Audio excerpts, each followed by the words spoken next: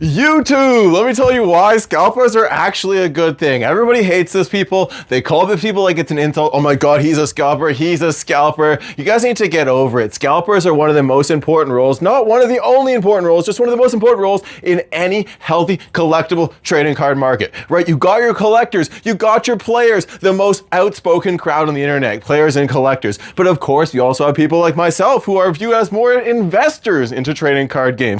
You know, there's breakers, there's content creators, there's scalpers, there's stores, there's distributors, there's the creators of the game. Like, all of these people are all required and they are necessary to make the trading card market, or whatever that collectible market is, be successful on a long enough time frame on a global scale. Let me tell you why. Just lock in, hear me out. I know I'm gonna get a lot of hate. I know already some of you are typing in the comments right now like, oh my god, this freaking guy scalper. By the way, Nami approved, baby. But listen, hear me out. Scalpers help discover price in markets, right? If everything was sold at MSRP, let's say we lived in this golden age that you guys all love, there's no scalpers, there's infinite product available at MSRP, which is, you know, realistically not possible. The company only prints so much cards. Bennett only prints about 16,000 to 20,000 cases per set of One Piece cards. So there's really only amount. But let's say all of those are sold at MSRP, you can all get them. They're still gonna all be sold out. Demand is still larger than supply. So they will still be sold out, whether it is scalpers buying them or every single booster pack went to an individual different person, and they're perfectly evenly distributed in a golden world. The scalpers, doesn't matter who's buying it, someone's gonna buy that product. But you guys, the collectors, the players, they will not buy the bad sets. They will not absorb that liquidity. They will not be willing to inject their capital into anything and everything that comes out. They are not willing to take on the risk. Scalpers just indiscriminately buy up everything. They often take on massive amounts of product of bad sets, end up sitting on it for years or even taking a loss at it because they're willing to take on risks that stores are not willing to take on. But it gives stores confidence to continually reorder maximum supply from these trading card companies to keep the markets growing, right? If it is not growing as a business, if these trading card companies are not making more and more revenue quarter over quarter, year over year, they do not think it's going to be a continually profitable business to print and create and source and artist these cards and print blah, blah, blah, blah, blah, and run the tournaments. Why would they keep doing it? They're a corporation at its core. The goal of corporations is to increase revenue quarter over quarter, make more money, increase revenue for shareholders. So if they don't see those upward trajectory, they are not going to be on an upward trajectory. It's like really that simple. So to get the upward trajectory, you need each set or each year, each quarter, you need to be having a game plan to continually move more and more product, to have distributors ordering from you, Bandai, more product, and have stores that distributors are selling to order more product. And these stores are only going to do that if they see more demand. Scalpers, they create that demand. They create artificial demand, but it's not artificial. It is real, but it's obviously not demand from the end user, but it's still real demand.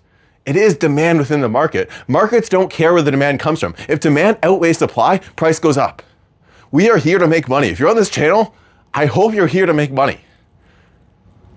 I mean, I love the cards too. I like collecting. It's sick. I have a personal collection. But like that aside, that's what this video is about. This video is about why scalpers are actually a good thing. If you're investing in TCGs, people who are scalping product, who are camping out Walmarts, who are camping out Targets, who are just buying up tons of product at MSRP and reselling it higher, I mean, they're honestly doing you and me a service. I don't do that, but they're doing us a service. They're creating more demand in the market, and when there's more demand that further outweighs supply, price goes up even further.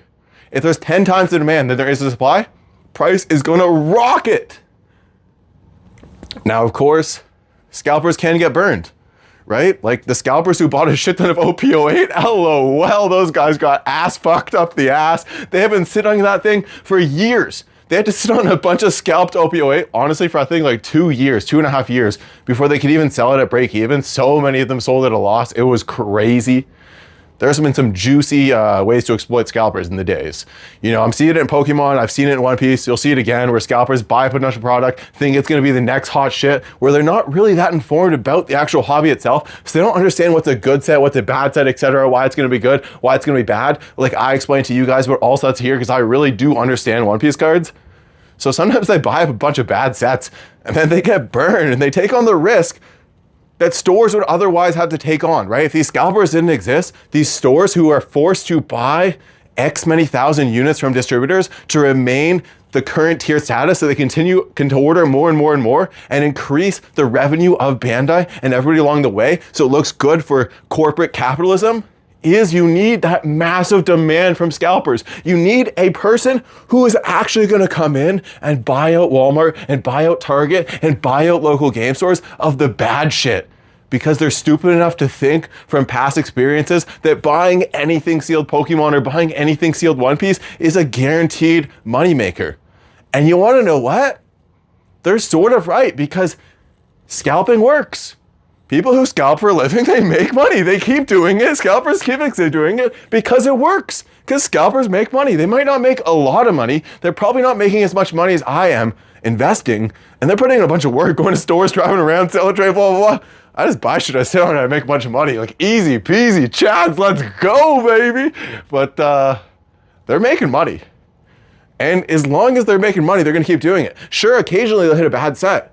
But most sets are not bad sets. Most sets are good sets. Most sets, the price does go up. And their scalping works, they make some profit. And that profit is probably gonna be re-injected back into the market. Generally, when people are successful investing in a hobby or a business or revenue scheme, they lean in.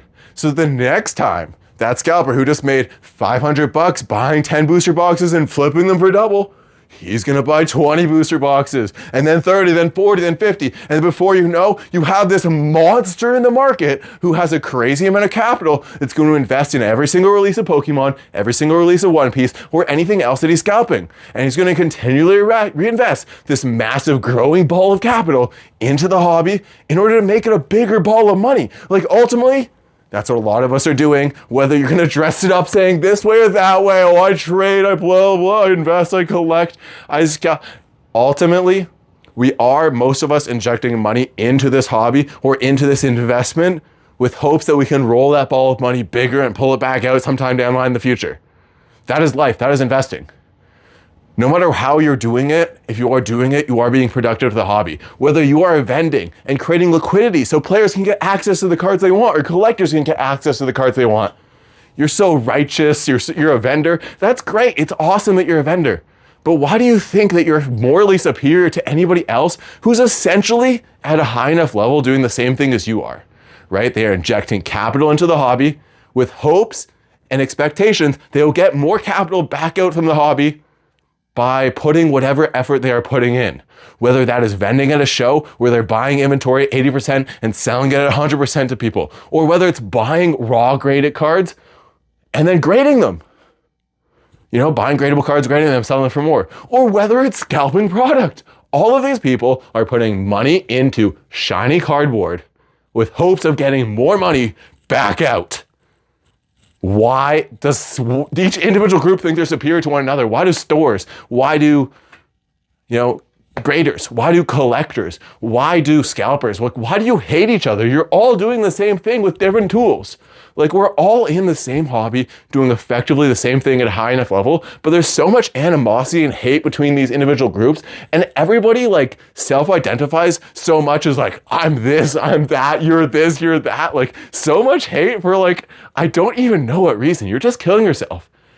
If you actually realized every single one of those groups is making money, and you just let yourself be exposed and open to opportunities in any single vertical, any single avenue, whether it's scalping, grading, collecting, investing, playing, vending, and you just did anything that you felt like at the time the opportunities that are presenting yourself could be optimal for your journey in this hobby or in your life, or whatever the hell you're trying to accomplish here, you'd be so much more successful.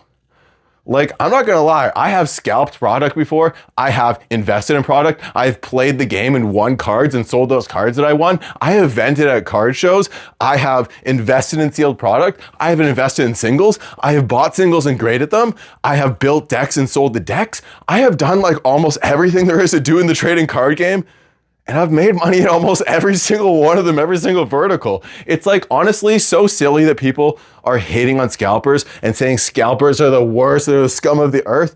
Let's not delude ourselves. Don't be delusional. This is the real world. This is 2026.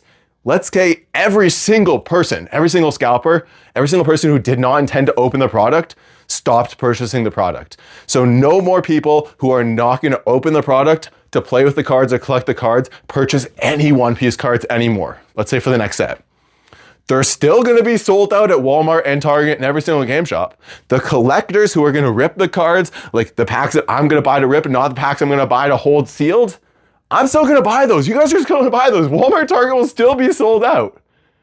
But then what? Now there's no more packs. Now, oh, you want more of that set? There's no more. Because every single pack that was sold is bought and ripped. So anybody who wants to open the new set, let's say this happened for EBO3 that just came out. Well, guess what? It's been a week since release. There's no more EBO3. Every single pack in the world, every single box was bought and purchased by somebody who intends to open the pack. So if anybody who was even 2 weeks late to the release because they were doing something, they're at work or they have a life going on, they didn't get their paycheck yet, they couldn't afford it, they had to save up for a few weeks to afford it because some of these boxes, they're expensive. Fuck those people, because we're in a world with no scalpers and nobody purchased the product MSRP with the expectation that if somebody didn't acquire it right at release day, on release day, at MSRP before all the shops are sold out, like those people are willing to pay $20 more than the box price. And the scalper is willing to do the service and take on the risk of buying that box at $150 and selling it to some guy for $200 to make that profit margin and give access to that person who couldn't buy it on release day. You know, like whether a scalper buys it or somebody else buys it, at least the scalper is giving liquidity to the market, which makes the market more productive and accessible to more people, which ultimately grows the market. I would love for there to be infinite supply available to all the people who want to play the game and rip the cards, excuse me, boys and girls, at cost. But like, it's just not a realistic future. Like Bandai can only print so much product realistically. And they also understand that if they were to massively flood the supply of the market, they would, negatively hurt one or multiple verticals that I previously described in the trading card game and effectively kill their product and kill their future revenue, right? If Bandai were to flood the market with shit tons of supply and tons of hits, well, collectors would be less interested in collecting these cards if they weren't objectively rare. If mangas were a dime a dozen, there's 20,000 copies of a manga out in the world, why the hell would it be that exciting to collect? Because then the card would be worth way less because supply and demand, anybody could have one. So there would be less collectors. Without the collectors, the market starts falling apart. Again, you need collectors, you need players, you need investors, you need scalpers, you need stores, you need distributors, you need vendors, you need content creators, you need all of these people to have a productive, successful, long-term trading card market. And that is why I think that scalpers will always be here as long as I view the successful, long-term success of One Piece. Oh my God, I'm repeating myself. Scalpers are actually a good thing. As much as you hate them, as much as you call it an insult to people on Instagram or Reddit or whatever YouTube where you're posting, where I'm talking on here on YouTube, that's where I'm posting this. But like seriously, who the hell cares? Scalpers are here, they're not going away, and they're helping the hobby on a long-term They're helping the hobby by creating demand. Scalpers create demand. Demand in the hobby is good. Whether you like it or not, demand will allow the hobby to keep growing. It'll allow Bandai to keep printing more cards per set, making it more accessible to you. Because demand can expand supply. I don't know how, okay, you know what? I'm going to cut that last bit out.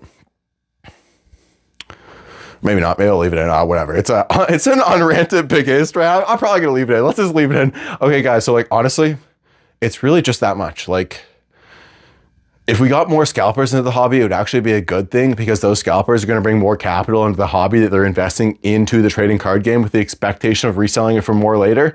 But they're bringing more liquidity, they're bringing more capital into the hobby, which is going to allow Bandai to print more product in subsequent sets because they expect that demand to be there for subsequent sets. And if there's more product, then some percent of it will end up in the hands of players and collectors and those venues, right? A rising tide does lift all boats. If we had 10,000 more scalpers come from Pokemon to One Piece, and all of them invested $1,000 of money, like invest it into buying sealed product with the intention of scalping it, that is a massive amount of capital. Bandai could realistically print another 2,000 cases to support that demand in future upcoming sets. Some percent of those 2,000 cases won't make their way into the hands of those scalpers. They'll make their way into your hands at MSRP, which is maybe another 200 boxes more than made their way into your hands as collectors and players this set. So ultimately you have to understand, scalpers are creating more demand, and more demand is always good.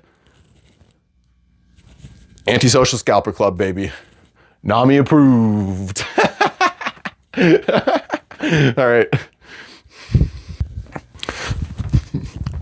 Wait, hit that subscribe button, baby. Forgot to tell you that. Subscribe. Big Ace, let's go. Please push the button. Okay, bye.